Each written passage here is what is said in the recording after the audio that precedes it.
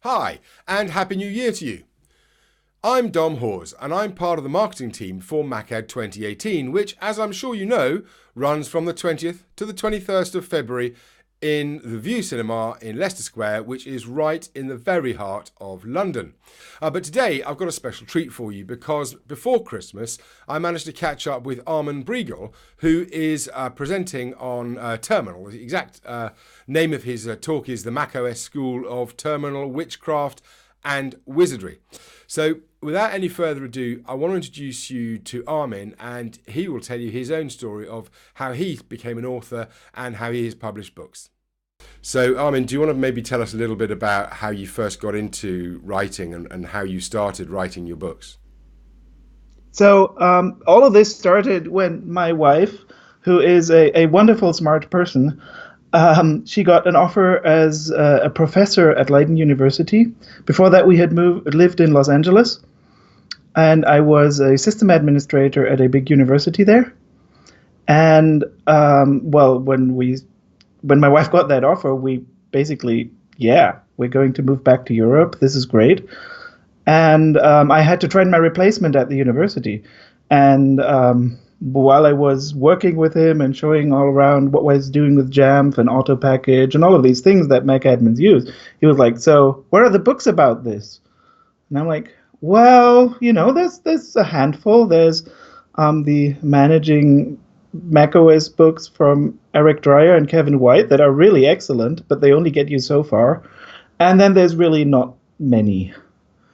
So after we moved here, and when moving a family and everything, I decided to take some time off of work before really starting to work again here in the Netherlands. And I decided, well, I have to do something to stay in touch with the Mac admin community. I can't just stop working. And I decided, you know what? I'm going to write this book. And at first there was this huge outline about this big book about everything Mac admin related. And I quickly realized, well, that's never going to be finished. So I chose the low-hanging fruit, something that comes up all the time, that people really need background, and that's very poorly documented. The first book was about packaging. I published that, after about 6 months of working on this book alone, I had it in a way, and I decided to publish it on iBooks because it's easy. I don't have to go through a publisher. I just have to register with Apple and put in some tax information. And I get 70% of the proceeds, which, you can argue that Apple is taking a very large share of that, but compared to other publishing deals, that's actually still a pretty good one. I also chose to use iBooks because the iBooks author application really allows me to do some things that aren't necessarily impossible on other platforms, but very hard. And with iBooks Author, I can actually take something like a keynote presentation, a slideshow, and just drop it in, and users can take that full screen in iBooks and tap through that. So if anyone else is out there wanting to write content themselves, to write books in the way that that you have, can you give them any tips about how to structure, how to start? Because it's quite writing a book's a pretty daunting prospect for most people.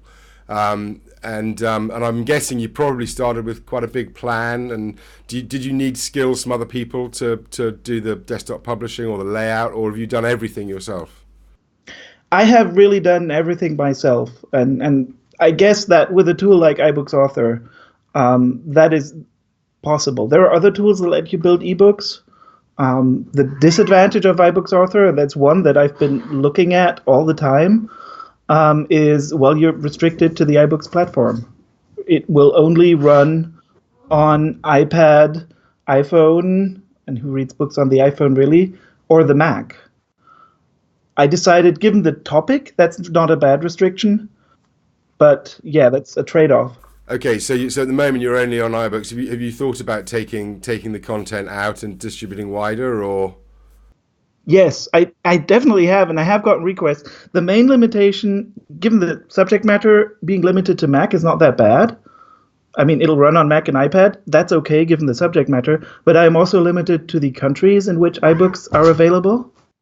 And that right now excludes China and India and most of Asia, which I have actually gotten requests out of from people well, can you publish this in China? So Amazon, surprisingly, is present in China. So I've been looking at converting the books into EPUB 3 and putting them on Amazon. But I would basically have to redesign and relay-out them completely to do that. Okay, can you tell me maybe a little bit more about, so you've got two books as I understand it, Packaging for Apple Administrators and Property Lists, Preference and Profiles. Can you tell me just a little bit more about kind of the content of each of those books? So the first one, the title kind of explains itself. It's about building installer packages, which is one of those things that administrators like to avoid when they can, and we shouldn't do it if we don't have to, but we still have to do it all the time. And it's a fundamental skill. The first part is you have to look at third-party packages and inspect them and see how they work and kind of be able to predict how they might fail. And then, of course, when you run them in different contexts, they will fail, some of them. So you have to learn how to take them apart. That is part of the book. And then the other larger part of the book is, well, now that you have to take them apart, you have to rebuild them and put them together again. And how do you do that? And Apple's documentation on that is practically non-existent. And this is one of those things that has been distributed through the MacAdmin community pretty much by osmosis, through the chats and forums and mailing lists, and a few very, very good sessions on some conferences. But I thought, somebody needs to write this down. And then, but your second book then is Property List, Preferences and Profiles, right? Yeah, that wasn't planned at all. After the packaging book, I decided that I needed the sequel to that would obviously be about automated packaging, and auto packages, this wonderful open source solution that is out there. And as I started writing that, auto package uses property lists for basically everything. And I had this small side note, this is how property lists works, which got bigger and bigger and bigger, and then turned into its own chapter. And then I finally said, you know what, this is something else. And property lists, everything that's preferences in macOS, at least macOS native applications store them as property lists. So that is something that's very important for us. And then since 10.7, Lion configuration profiles are basically just property lists, but a very specialized form of them. And with mobile device management being the center of everything management that Apple is setting right up, I believe they're going to be very, very important. And this book kind of grew out of a small side note, but it became its own life. And I basically feel that is how most of self-publishing is actually going to work. You might not necessarily get what you planned, but you will get something interesting. Okay, so if anyone else is planning on writing a book, basically the message is start writing and see where it takes you, right?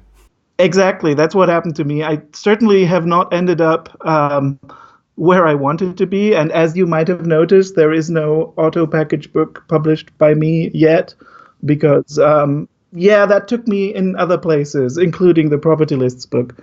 And it's there. It's not given up. It's just on the shelf for now.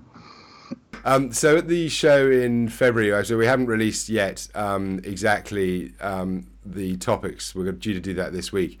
But I noticed your topic is, it's a bit wizard-esque. You're talking about terminal, right? Yes. One of the things that writing the books took me to is that I had to revisit a lot of my background knowledge, things that I thought I knew and I have taken for granted. I mean, I've been in the Mac and Unix environment for more than 20 years now. And at that point, you take so many things for granted. But when you actually have to explain them to somebody else, you're suddenly like, well, I have no idea how this really works. And one of the things that I have revisited for myself is terminal and bash and how these things work.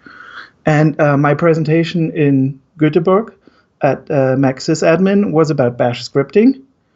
And I thought, that the other part of using terminal is not scripting, not the codified workflows, but it's just the interactive back and forth in terminal. And I have discovered over the last few years so many things that I didn't know myself before. Um, and it won't be a very structured, it'll just be a list of many small tips and tricks that I have found in the last few years that have made my work with Terminal easier and more useful. And that other people have seen and said, wow, that's Terminal wizardry, which is how the title was inspired. And of course, being in London, I felt a bit Harry Potter-esque. Our entire family, my son, my wife, and myself, we are big Harry Potter fans. And because I was working around and throwing ideas out for the title, and I was thinking about Terminal Wizardry, and then the full title popped into my head as the macOS School of Terminal Witchcraft and Wizardry, which is, of course, the nod to Hogwarts. I felt that was appropriate. I do hope I can put some Harry Potter memes in the slides. I think that might be fun. I also hope, because I haven't been in London in years, one of my plans before or after the conference is I do want to visit the Harry Potter exhibition you have there. So yeah, that was my mindset. But yeah, I can promise some terminal spells and wizardry that should make the life easier. So I think we're gonna do another session, aren't we, after the show, or after the event? So we'll certainly put your slides up live online anyway.